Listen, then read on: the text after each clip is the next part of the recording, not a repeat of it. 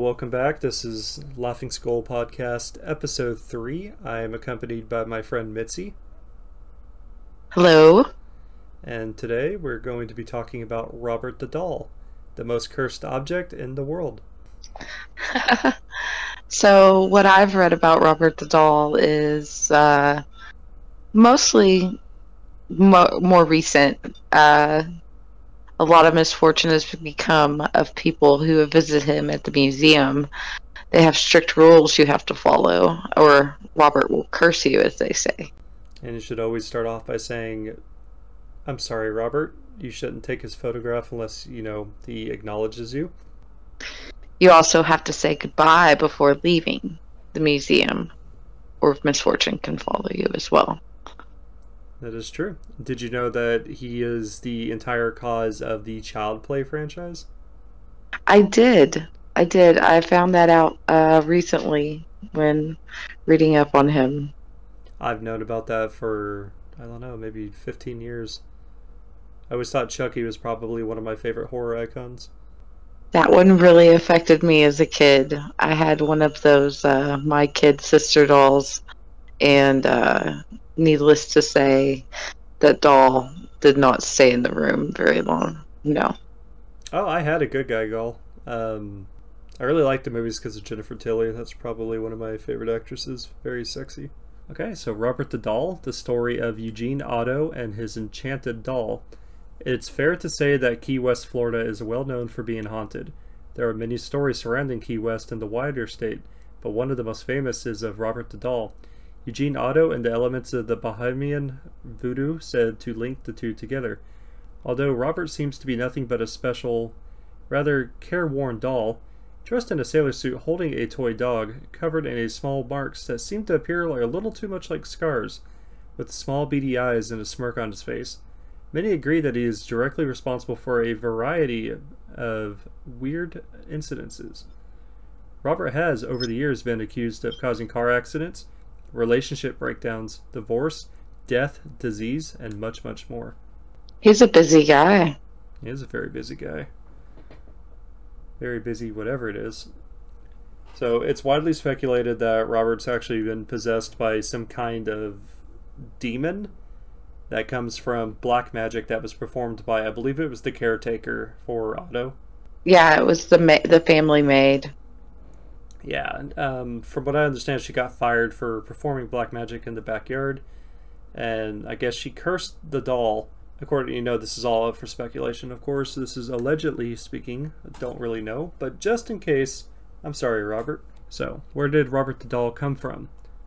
Although Robert's origins are disputed, as this is one of those stories that gets passed around from family member to family member within the state, it's generally thought that Robert was given to Otto as a present from his grandfather following a trip to Germany.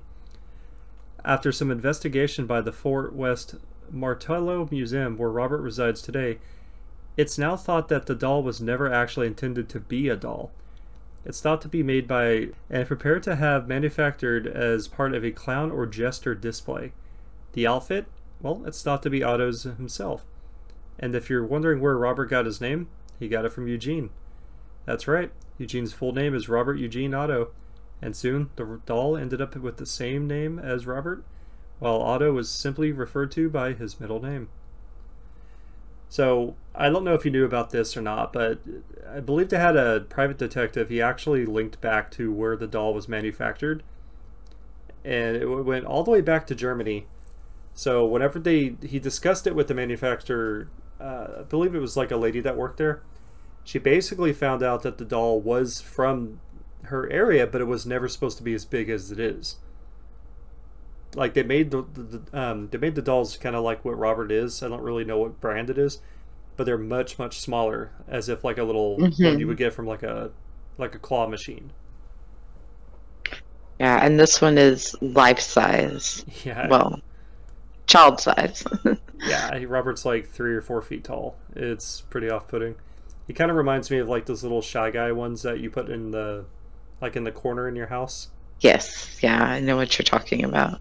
Yeah, that shit's always creeped me out. Like, we had one over here for the longest time and I didn't even know it was here. Like, I'd get up and go make food in the middle of the night and I'd finally noticed it in the corner and it scared the living shit out of me, which is why I kind of didn't feel comfortable doing this one by myself.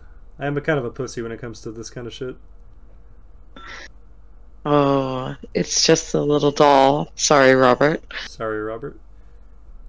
Another story about Robert the Haunted Doll and his origins described the Otto family's mistreatment of their servant and maids. The family lived in a large mansion house that still stands today. It stands at the corner of the Simonton and Eaton. I'm not entirely sure where that is. I've only been to Florida one time. The size of the house meant that the family needed help. One maid was apparently caught using voodoo and was quickly fired, but before she left she gave Robert to Eugene, but Robert was cursed, and she used some of the voodoo that she's been fired for on the doll to bring fear and discomfort to the family. I also read that, speculation, of course, that the doll gained supernatural powers from being blamed by anything Eugene, rather, did as a child. That is true. I've read something similar to that as well. So my thing about it is I don't necessarily believe it's a ghost haunting the doll, much less even black magic.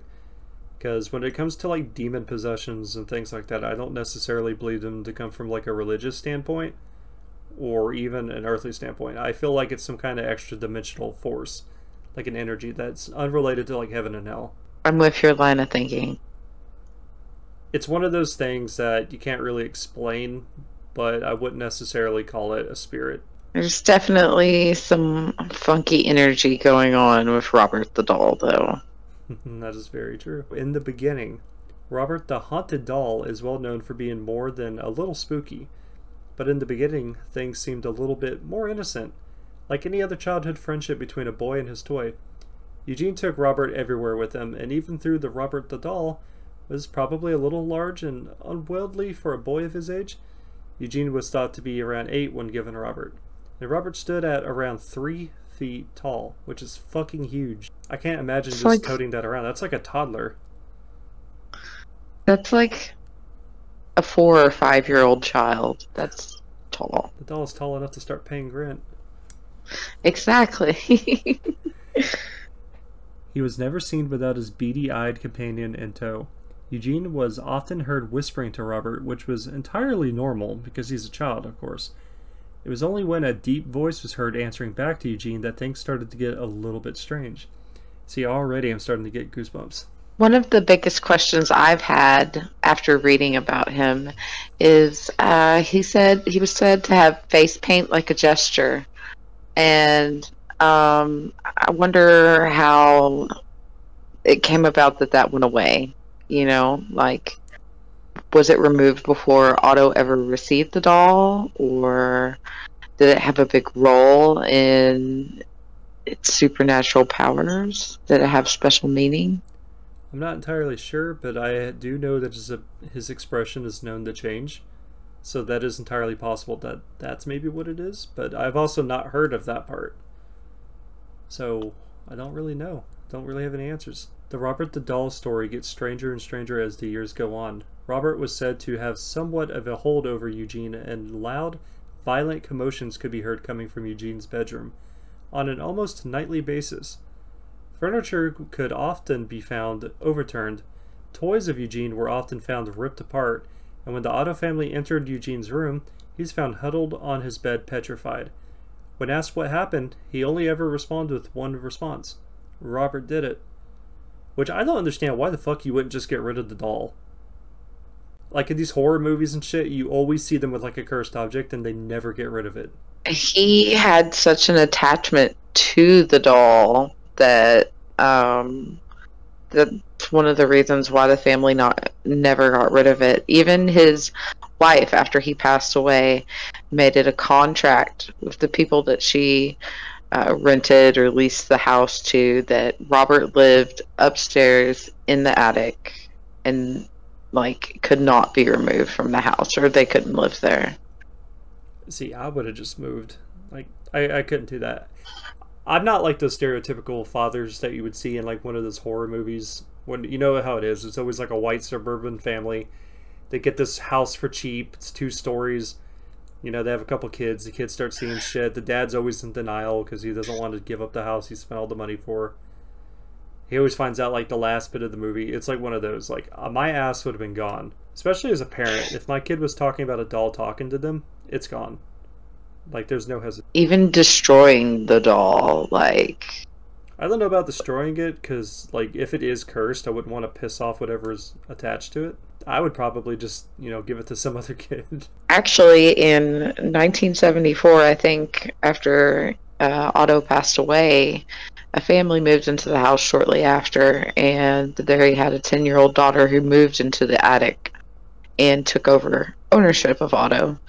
It was said that he attacked her multiple occasions, and that was some of the events that was part of inspiring the Child's Play movies. Stories of Robert the Doll moving meant that he was quickly banished to the attic. Servants arrived and promptly quit their jobs in quick succession, and it's also claimed that the aunt that banished Robert to the attic died the same night that he was put there. I have heard of that. Despite his banishment, the Otto family was said to hear Robert the Doll moving frequently around the upstairs portion of the house, and his footsteps said to echo throughout the areas of the property that were completely empty. He was even said to giggle in the middle of the night. See, that's a big fuck no. Yeah. Totally fucking creepy. See, I could talk about the Mothman, I could talk about UFO abductions. I don't fuck with this shit. Eugene Otto as an adult. Despite all of this, and despite his obvious fear of Robert the Doll, whenever he was a child, Eugene kept Robert as, you know, he grew up and became an adult. He worked as an artist and later married, and kept Eugene propped up in a window of his home. School children and almost anyone walked past the property would say that they often saw the doll disappear from sight before appearing again before their eyes. Many people avoided the house entirely so that they could avoid Robert. Annette, Eugene's wife, was said to detest Robert and supposedly banished him to the back of the attic. Naturally, he didn't take participating kindly to this, and so Robert the Haunted Doll once more placed demands on Eugene, requesting the turret room of the house because he wanted a room with a view of the street. Gene spent all of his time in the turret room with Robert, painting and talking to his doll until his death in 1964. So it's literally that stereotypical house you see in a horror movie that looks run down, even though it's not run down, but you're told not to walk anywhere near it. Yeah, the creepy house at the end of the street. And hearing that, I got my dates mixed up. It was 1964, not 1974. Still, though, it makes me wonder, like, what is the property value? Like, surely it's plummeted a little bit. I mean, I know Florida's kind of, like, expensive, but still.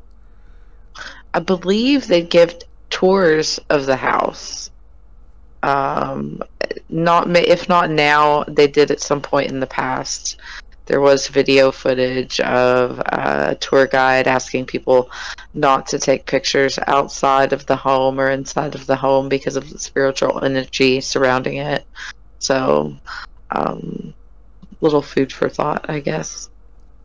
I mean, that sounds interesting for like a landmark location. The story of Robert Eugene Otto didn't end with his death. The Robert the Doll story continued well past Eugene's death, and the legend continues even to this day. The woman who bought Eugene's house, Myrtle Reuter, I'm sorry, I'm butchering that, was Robert's caretaker following the sale of the house. Myrtle corroborated many of Eugene's stories and often found Robert in an entirely different place where she had last left him. Visitors to the new house didn't like Robert and found that he'd appear and disappear at will. She and her visitors also claimed that he had already changed his creepy expression on Robert's face, appeared to change on its own when anyone discovered Eugene in a negative way. In 1994, Myrtle donated Robert to the 4 East Martello Museum in Key West, Florida, where he still resides today. He received lots and lots of mail, at least 3 letters a day, and gifts. Yeah. People send him candy, money, joints, although the museum does away with the latter. It's kind of funny that he has a fan base. He's also got a social media presence. Very, very highly kept up social media presence. I can't remember the lady's name, but she's been in charge, I think, of him ever since he came to the museum, and make sure that all of his mail is answered and all of his gifts are received. So Robert the Doll, as of today. You'd be forgiven for thinking that perhaps being locked inside a glass case would mean that Robert's antics were well and truly over, but that couldn't be further from the truth. Robert's big move simply meant that the legend grew stronger and he was exposed to more and more people. Today he even has his own social media accounts, and a Robert replica doll is sold. Fuck no. If you've...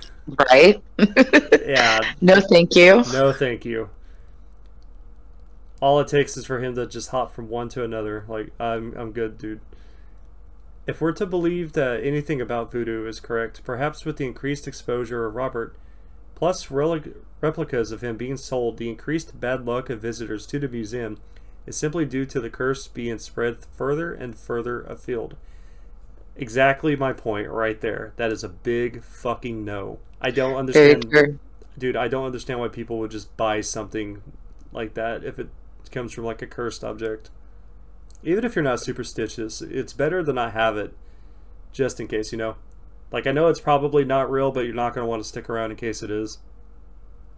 Like, I wouldn't want that in my house at all, anywhere near it. I don't think I'd even want to be in anybody's house that has one. Hey, I went and visited the museum and check out what I picked up. No fucking thank you. I would even give that to Singleton.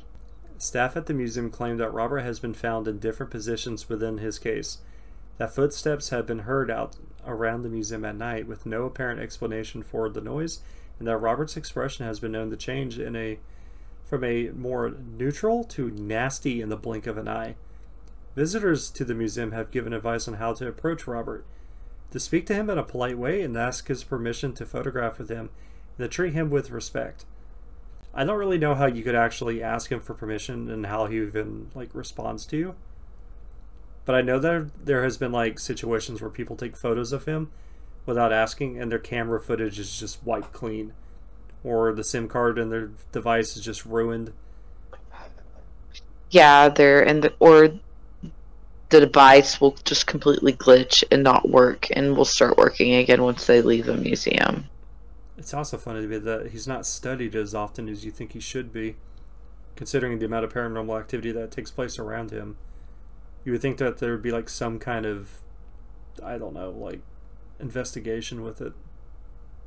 I think there was a paranormal investigation done around him by one of the ghost hunter shows sometime in the mid 2000s. He was taken on a tour, so to speak, to a Vegas show, an oddities type show, and they did some type of paranormal investigating on the doll then, but I don't know the results of it off the top of my head. The walls of Robert's display are littered with letters from visitors apologizing for their behavior. When visiting this museum, they claim that they've encountered dreadful misfortune, gotten into accidents, had relationship breakdowns, or even experienced death or disease in the family after visiting Robert. And those letters seek to ask his forgiveness. There are over 1,000 letters in total, and the museum keeps and catalogs all of them for future references. It doesn't specify on here, but it is true about him receiving marijuana, and he also receives alcohol. I hadn't heard about the alcohol, but I had heard about the marijuana. They don't let that hang around. I'm sure the staff disposes of it quite well. Well, from what I understand, they don't. They're actually no better than to, get rid of anything that actually belongs to Robert. That's contradictory to something that I read, but everybody writes what they want to write on the internet, so. Hey, that's true. I mean, it says that he has a little stuffed dog, but from what I understand, it was a lion. And also from what I understand, the people at the museum have no idea where he got it. Because whenever he originally showed up at the museum, he didn't have it. I know one person has reported that they saw him touching the glass in his case and leaving his hand there. That's some creepy shit. I know. Would you ever visit Robert the Doll?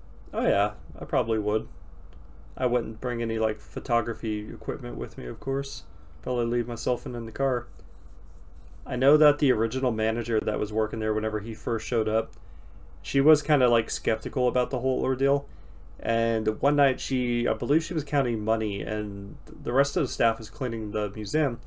And this woman got up screaming. She ran out of the museum, ran outside, ran past her car, completely did not care about getting in her car, and ran all the way home. From what I understand, she quit her job. She never talked about what happened. That's some creepy shit. That's some very creepy shit. If you want to learn more about Robert the Doll and the story behind him, you can definitely go visit the museum. He is very famous around the world, but it's probably even more famous because there are films like the Annabelle doll from, what is that, The Conjuring? Yeah, I think that's the Conjuring series. Yeah, I've never actually seen any of the Conjuring movies. I do know that I don't like how they changed the Annabelle doll in the movie from what it originally was. It was like a Raggedy Ann doll. Yeah, I think it's one of those creepy ventriloquist dolls now. It got the Hollywood treatment. At least with the Chucky doll, they kind of, for the most part, kept with the actual lore of what happened with the character. Or I guess, the actual doll. Yeah, it looks like a normal looking doll. A child's plaything, not necessarily something that you would use in a show or an act, like a ventriloquist doll. I really like those movies, though. Like, I remember that first scene. I'm going to play it at the end of at the end of the podcast, but the very first scene, whenever he finally revealed himself to the mother, I can't remember the lady's name. But when she found out he didn't have any batteries and he just turned around and started talking, and then she was like, I'm going to throw you in the fireplace. And he's like, you stupid bitch. Yeah, that was great. That was a great scene. One of my favorite scenes is from, I believe it's the third movie when they're in the toy factory, and he finally gets it in the end and starts like melting into just a pile of goo. I think it was Curse of Chucky. I don't remember which one. There's a lot of Child's Play movies.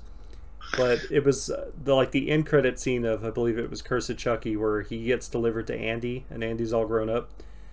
And Andy already fucking knew what it was, so like whenever Chucky finally got out of the package, Andy had the shotgun in his face. Yeah, I think that might have been the third. No, that might have been the third movie because Andy was grown and in some type of military program. No, that one was the third movie, because... That was the third? Okay. Yeah.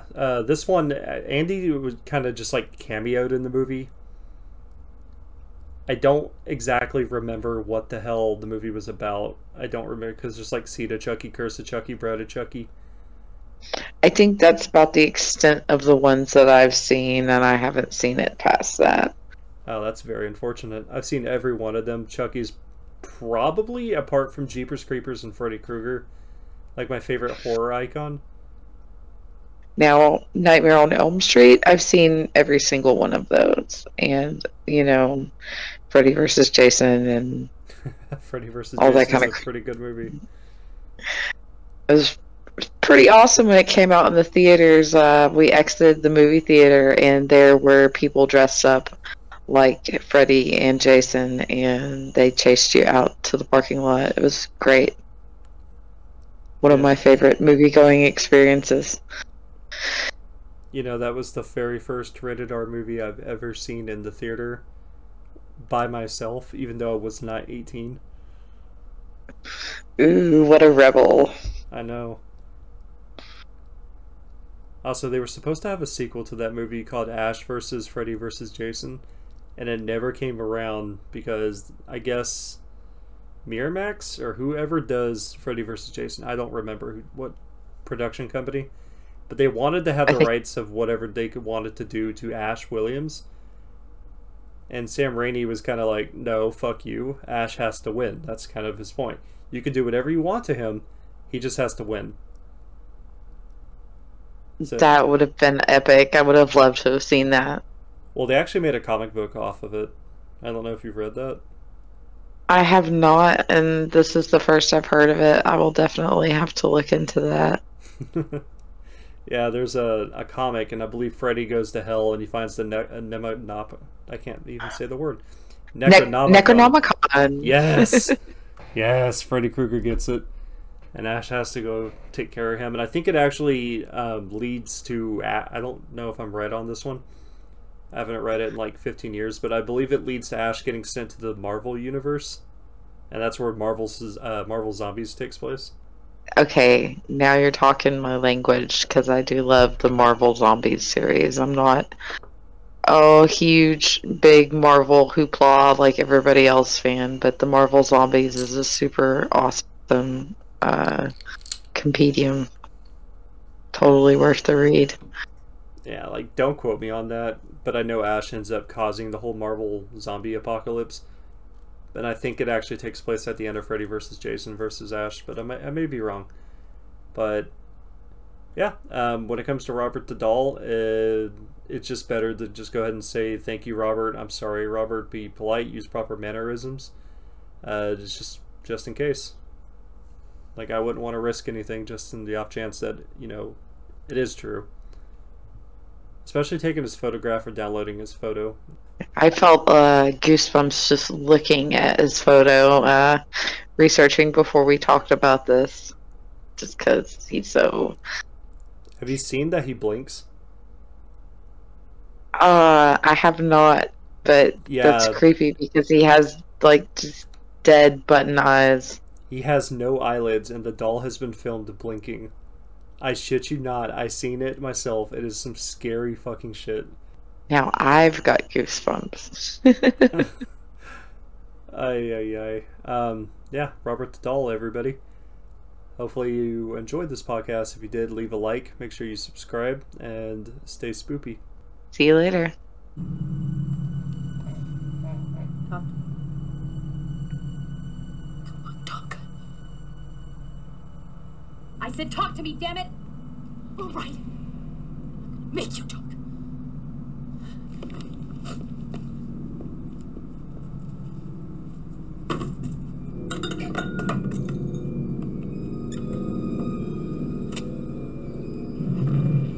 I said talk to me, damn it, or else I'm gonna throw you in the fire! You stupid bitch, you filthy slut! Did you fuck with me?